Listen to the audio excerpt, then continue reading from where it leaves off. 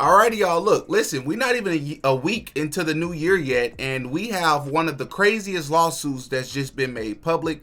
And a lot of people are going to be happy to hear about this because Skip Bayless is being sued by this lady who is an ex-hairstylist, as I understand. Her name is Farahi, and if I'm mispronouncing her name, please forgive me. But listen, I've seen a couple of videos on Skip Bayless already, and we can make a video and talk about Skip. I have no problem. In fact, I would be happy to do it. But in order to not make this video too long, is somebody else in this lawsuit that a lot of people skipped over and a lot of people, or more importantly, didn't give enough attention to. And that person is this lady by the name of Joy Taylor.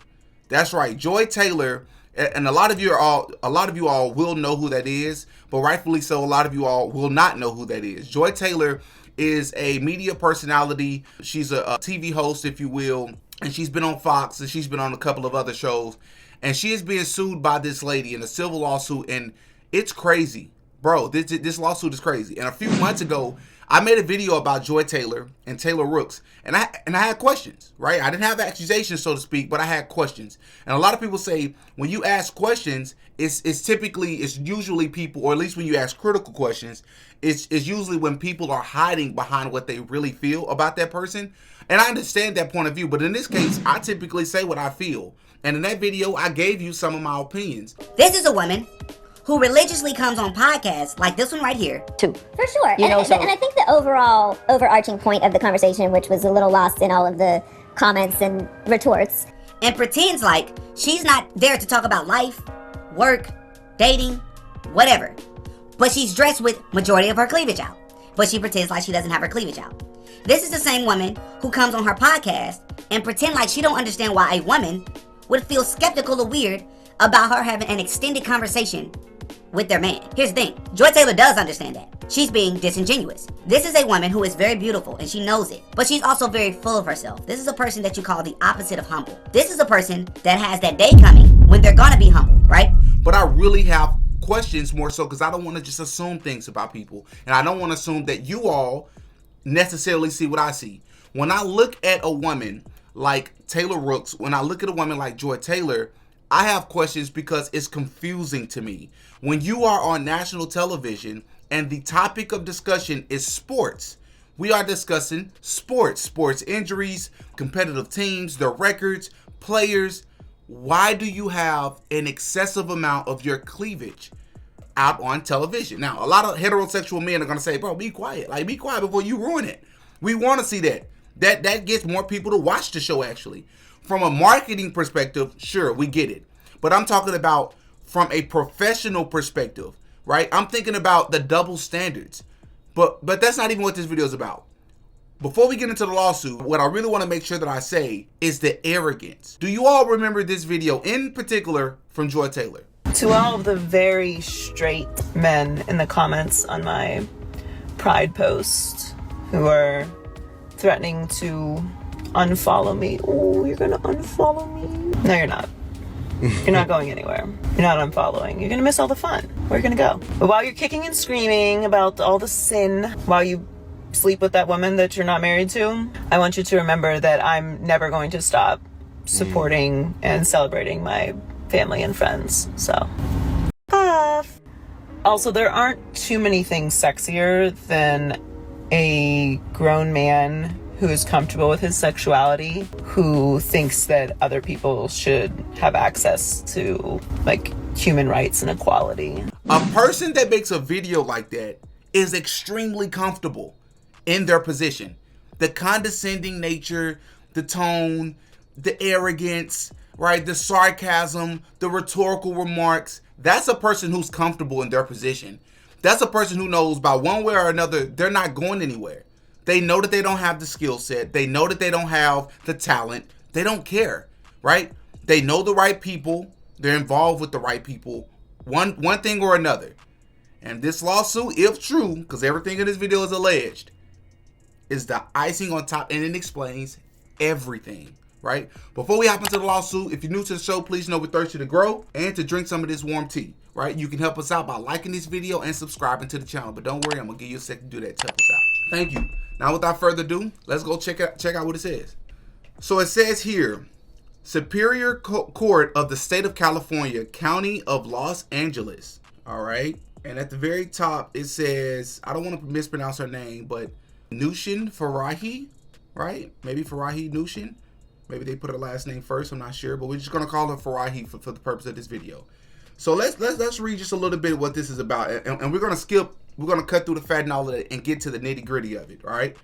But we first need to understand who this person is and her tenure at Fox. It says, Ms. Farahi brings forth this action because for over a decade at Fox, she was forced to endure a misogynistic, racist, and ableist workplace where executives and talent were allowed to physically and verbally abuse workers with impunity, right? And it says down here, specifically during the class period, Fox had a consistent policy and or practice of 1, failing to pay employees all minimum wages, 2, failing to pay employees all overtime wages, 3, failing to reimburse employees for business expenses, failing to pay all wages upon separation, and 5, knowingly and intentionally failing to furnish accurate itemized wage statements. Right, so those already early on are some strong accusations, right? Let's scroll down a little bit where it's talking about the parties, right? So you have Fox Corporation that she's suing, right? You have, what is it, Fox Sports 2, Fox Sports Production, Fox Corporation, yes, we've already covered that, Fox Sports Holding, but let's scroll down a little bit. Defendant Charlie Dixon is the Executive Vice President of Content for Fox 1 or FS1, Fox flagship multi-sport national network. So she's suing him. She's suing defendant Skip Bayless, right, who is a sports columnist, commentator, and television personality who worked at Fox on his show Skip and Shannon, Undisputed, from 2016 to August 2024. And of course, we all know who Skip Bayless is. But here's the one we want to focus on in this video. And we can make another video about Skip. If you all want to see Skip, please hop in the comment section and say Skip Bayless. I will be more than happy to make a video on him as well. Defendant Joy Taylor, who is a media personality and television host for Fox. She co-hosts the show Speak on FS1. At all relevant times, Ms. Taylor was an agent of Fox and had authority to make decisions impacting Ms. Farahi's employment. Upon information and belief, Ms. Taylor is a resident of the state of California. Now let's scroll down a little bit to get into why it is that she is suing, or at least including Joy Taylor in this lawsuit. You say, why is she suing a random woman? Sue the men, right? Sue the corporation, the conglomerate. Why would you sue another woman there? Well, we're about to find out. All right. So let's scroll down. And I can include the link to this document if you all want to see it, because I don't want to make this video too long. Here it is here. It says, Mr. Dixon, right, gives Miss Taylor Undisputed as a reward for having sex with him. If you're going to make an accusation like that, that's something you need to be sure about. Otherwise, you're probably going to get sued. You're going to get countersued. It says, in approximately March 2016, Ms. Farahi met Ms. Taylor, an aspiring sports personality that had recently moved from Miami to Los Angeles for the opportunity of airtime at Fox. At the time, Ms. Taylor did not have a regular position, but would fill in on a day-to-day basis when talent was sick or otherwise missed time. Ms. Taylor told Ms. Farahi that she was recently wed, but her husband remained in Miami and that she was lonely in Los Angeles. Ms. Taylor then befriended Ms. Farahi. In approximately May 2016, Ms. Taylor asked Ms. Farahi to meet for a drink in Santa Monica. When Ms. Farahi arrived, she found Ms. Taylor with an older man, Fox Sports Executive Vice President of Content, Mr. Dixon. As Executive VP, Mr. Dixon is responsible for overseeing all content and productions on FS1. Ms. Farahi, however, did not know Mr. Dixon. So at this point in time, this is important. So she's been invited out for a drink. She shows up to meet with Joy Taylor. She gets there, allegedly. She gets there, and and Joy Taylor is there waiting for Ms. Farahi to arrive with this random man that she's never seen before. So let's keep that in mind. When Mr. Dixon went to buy them another round of spicy margaritas, Ms. Farahi asked who he was. Ms. Taylor responded that he was just a friend. So she didn't even tell him. She wasn't even honest about who this person was. And this is important for later. Following that night, whenever Ms. Farahi would meet with Ms. Taylor for drinks or food, Mr. Dixon would either arrive with Ms. Taylor or show up at a later time or later in the night and leave with Ms. Taylor. He would always buy rounds of drinks and or food. Now remember, she's married at the time. Joy Taylor is. From their body language, Ms. Farahi suspected that the pair were sleeping with each other. And although this concerned Ms. Farahi, as she knew Ms. Taylor was recently married, Ms. Farahi kept her opinions to herself, as a lot of us should, especially if you don't really know a person. Mind your business. In approximately June 2016, while at work, Ms. Farahi noticed Mr. Dixon in the elevator. Surprised by the coincidence, Ms. Farahi found Ms. Taylor and told her excitedly, "The guy who always buys our drinks was in the elevator." Ms. Taylor quickly silenced Ms. Farahi, explaining who he was. Ms. Farahi became alarmed and warned Ms. Taylor that such a relationship was unsafe. Ms. Taylor told her not to worry about it. Ms. Farahi continued to be friends with Ms. Taylor, but tried to distance herself, as she considered the situation dangerous as well as morally wrong, as Ms. Taylor and Mr. Dixon were both married.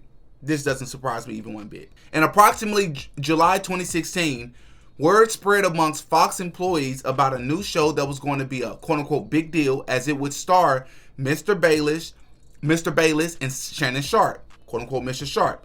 It was known that Fox was looking for a woman with significant TV experience to also star. Therefore, it came as a surprise when Fox announced that Ms. Taylor, who was a bartender and radio host in Miami with very little TV experience, would be the moderator of the new show, a sports debate program, Skip and Shannon Undisputed. Mr. Bayless, this part right here is really the part that got me, bro, because I respected Skip for this, but this shows you how things work behind the scenes, because it's not always about business. Sometimes it's about relationships. It's just how it works. Mr. Bayless later disclosed to Ms. Farahi that he did not want Ms. Taylor on the show, but Mr. Dixon was adamant that Ms. Taylor should star. At first, Mr. Dixon arranged a dinner between Mr. Bayless and Ms. Taylor, where she arrived in provocative clothing and acted in a provocative manner. When that did not change, 78,000-year-old Mr. Bayless, no, I'm joking, but Skip Bayless is much older, so the fact that she even tried this with a much older married man gives you more, allegedly, gives you more insight into the type of person and individual Joy Taylor is, if this turns out to be true. She arrived in provocative clothing and acted in a provocative manner.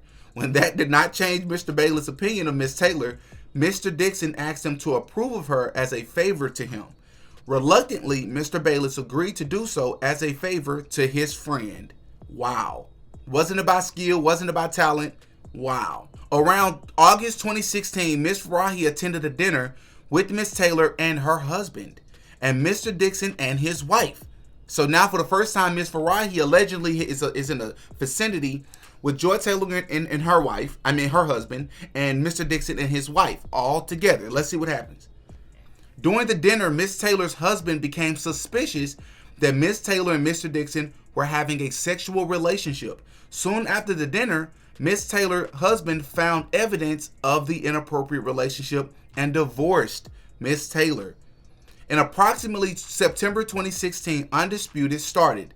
Ms. Taylor requested Ms. Farahi to do her hair. In approximately November of 2016, after not allowing anyone to touch his hair, Mr. Bayless also requested Ms. Farahi to do his hair. Mr. Dixon grossed Ms. Farahi after putting her on Undisputed.